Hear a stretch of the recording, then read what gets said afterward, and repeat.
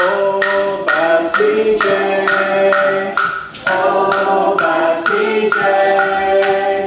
Oh, Bessie J. Oh, Bessie J. Okay, great. Everyone needs to sing much louder. Everyone in the room needs to be able to hear you. And then the sound. Fantastic. It's Maddie Payne and I'm Catherine Davis. And we're going to be your hosts for this evening. I was quite excited about doing the performance after. Yeah. I was looking forward to it because it made me feel proud that I was going to be performing it. We'd just like to say this evening wouldn't have been possible without funding from the Foundation for Youth Music. I like performing in front of other people. Yeah. And because everyone was doing well in the practices, I'm just looking forward to doing the real thing. I also like listening to what other people have done.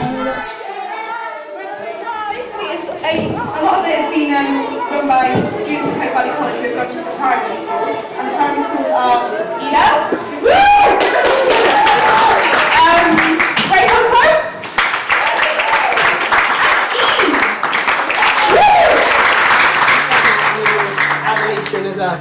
I thought it was different because you're in a bigger school and it was like, if you're like in year 6 like I am, it's like a taste of where you're going to go.